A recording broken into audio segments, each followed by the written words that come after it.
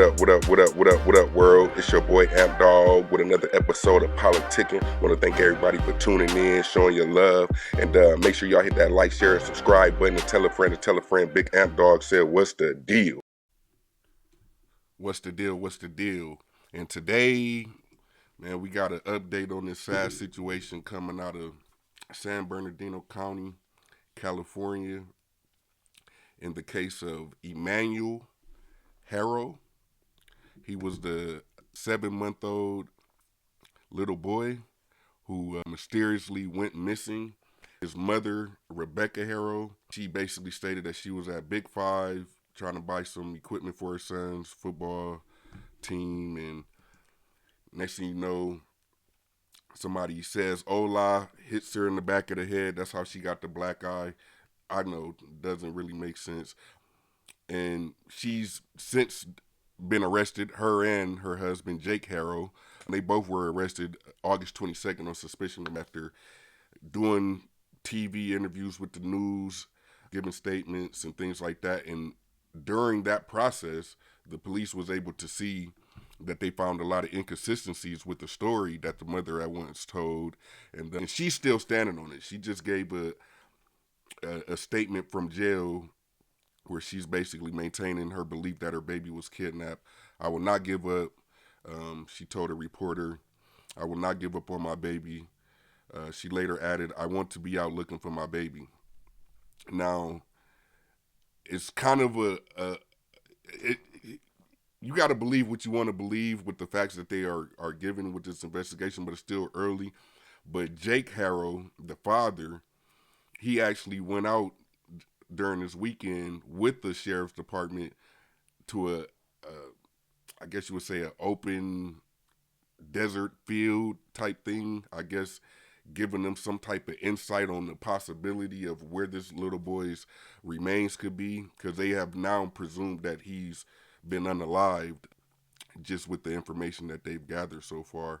And so I don't know if that's him basically like, I don't know what happened, but maybe my wife, I don't know. I don't know why he's in that field. I don't know if, the wife and him are at differences as far as who's going to take the blame or what. But there was an interesting thing, though, about the father. This isn't the first child that he has that went through something as dangerous or along these lines. This is the child that has since disappeared, and they're trying to find. But he has an older child, which he went to jail for. Him and his ex-wife, for abuse, and she was a baby, and she was abused so bad that they say that she only had about 3 to 5% brain function because of her injuries that she sustained, and she'll never be able to walk, basically never be able to lead a normal, healthy life that we, if you are a parent, that you would expect or want for your child to be able to have, and he only got 6 months for that. And this just shows you that not everybody is meant to be a parent. Not everybody has the capabilities or just the tolerance, right? Because it's not an easy job to be a parent. But for these two people, I will say, from what I'm looking at now and the things that's coming out, it seems like they're guilty. It seems like we've seen this plenty of times where the parents will try to come out, they'll do the press conference, crocodile tears or no tears at all. The story's not making sense. She said she got hit in the back of the head and she woke up and her son was gone. Not sure why the father took the police out to that actual location though. So that lets me know that there's more information that them two know about, and whether the father's going to try to use the whole "it was her, she did it," or whatever, I don't know. But she basically said she had woke up on the floor and she didn't see her son. She was trying to change his diaper. It just doesn't make sense.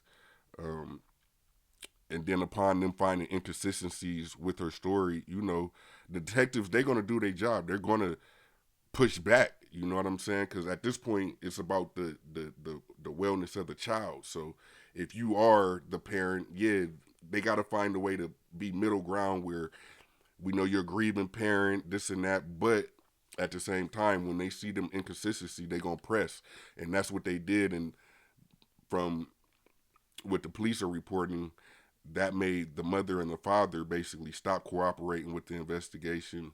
They got lawyers, which is nothing wrong with that type of stuff. There's nothing wrong with getting lawyers or attorneys, but at the end of the day, if it's my child, it's no length, no, there's no cap on how far I'm willing to go to try to find my dog. I mean my child. I'm sorry, I said dog, but I'm looking at this newsletter and it's speaking about how investigators were assisted by cadaver dogs. But yeah, there's no way that I'm not gonna go to the ends of this earth to try to locate my child. You know what I'm saying? And yeah, so hopefully, you know, they can find this little boy, and hopefully he's not unalived. But right now it's not looking too good. And this is the parents who were, you know, lucky and blessed enough to be able to bear this child and bring this child into this world, um, who you can't get any type of help or assistance with because it seems like they got a lot going on. Um, so yeah, man, y'all let me know what y'all think in the comments. I'll definitely follow up on this story. The more details that come out, um, yeah, man, justice for Emmanuel, man, justice for Emmanuel. Make sure y'all like, share, subscribe. You know, tell a friend and tell a friend. Big Am Dog said, "What's the deal?" And as always, man, protect yourself, protect your family, protect your children, protect your peace. Peace. What up, what up, what up, what up, what up, world? It's your boy Amp Dog with another episode of Politickin. Want to thank everybody for tuning in, showing your love, and make sure y'all hit that like, share, and subscribe button and tell a friend to tell a friend. Big Amp Dog said, "What's the deal?"